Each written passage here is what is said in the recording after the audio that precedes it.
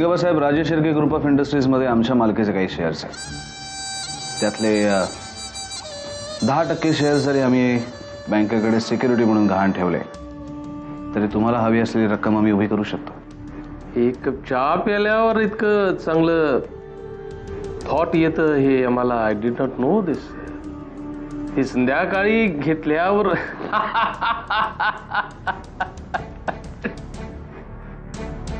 पर 3 महिन्यात आम्ही तुमचं हे सगळं शेअर सोडून देणार. You are sure about that? खात्री आहे तुमचं? आमचा तुमच्यावर पूर्ण विश्वास आहे लिंगाबासाहेब, आणि म्हणूनच आम्ही ही ऑफर तुम्हाला देतो. राजला आता तुझ्या आधाराची गरज आहे. तूच हार मानलीस तर कसं चालेल? आणि आता पुन्हा जेव्हा राजला भेटशील ना तेव्हा त्याला सांग त्यांनी सत्याचा मार्ग निवडलाय.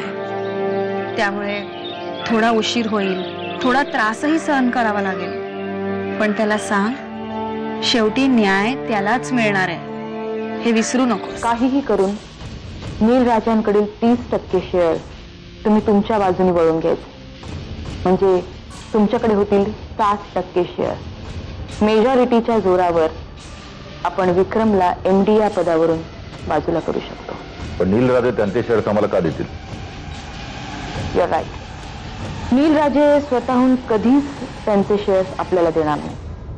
तरी पण आपल्याला ते घ्यायला पाहिजे. आपण ते घ्यायचे. बाबांचे गुण नातीत अगदी पुरेपूर उतरलेत.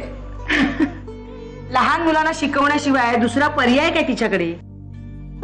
नुसतं नावाला राजघराण्यात लग्न झाले, पण राजघराण्यातलं सुख उपभोगणं काही देवयानीच्या नशिबात नाही. काय बोलतेस तू अभिलाषा? वहिनी, हे मी देवयानीच्याच बाबतीत बोलत नाही. तिचं आणि माझं नशीब सारखंच आहे. मलाही लग्नापूर्वी वाटलं होतं की माझं सासर मोठं श्रीमंत असेल, ऐशो आरामात असेल. असलं काय, या सगळ्या नशिबाच्या गोष्टी असतात इतकं मात्र खरं. डॉक्युमेंट्स न वाचता सही करणं ही नील राजांची सवय आहे. बस त्याच गोष्टीचा आपण फायदा घ्यायचा. नील राजांचे शेअर्स तुमच्या नावावर ट्रान्सफर करायचे, ॲफिडेव्हिट आपण त्याच डॉक्युमेंट्स मध्ये ठेवायचे. बस सवयीनुसार ते न वाचता त्याच्यावर सही करतील. आपलं कामही होईल आणि त्यांच्या लक्षातही येणार. प्रेझेंटेशन बनवण्याबरोबर मला आपली डेडलाईन सुद्धा दिसत होती, आणि माझ्याशी डिस्कस करायला तुझा वेळ कुठे होता? मी तर थांबलो होतो डिस्कस करायला, पण तू सगळ्या स्टाफच्या समोर माझा इन्सल्ट करून मला शूटला पाठवलास. मी स्टाफ समोर तुझं इन्सल्ट केलं म्हणून तुला वाईट वाटलं? पण मी तुला बोलवणार घेऊ. शेवटी मी तुझा बॉस आहे. कम ऑन यो, लहान मुलासारखं वागू नकोस. Grow up. 1 मिनिट. सगळ्यांसोबत श्रावणी होती म्हणून तुला वाईट वाटलं? येस, श्रावणी होती म्हणून तुला वाईट वाटलं. का माहित नाही, पण मला ह्यातनं काहीतरी गडबड वाटते. गडबड? हो विक्रम, हे बघ, हे फायनान्स, शेअर्स, करोडोंचे व्यवहार, ह्यातनं काही वेगळंच घडलं तर? देवयानी, वेडी आहेस का तू? खरं तर आमचंच चुकलं. आम्ही तुला सगळं खरं खरं सांगत बसलो ना, हेच चुकलं. विक्रम, हे बघ, बिझनेस म्हटलं की थोडीफार रिस्क आलीच. एवढं तुला समजायला पाहिजे ना. विक्रम, तरीही शेअर्स गहाण ठेवायला तू ताबडतोब तयार का झालास?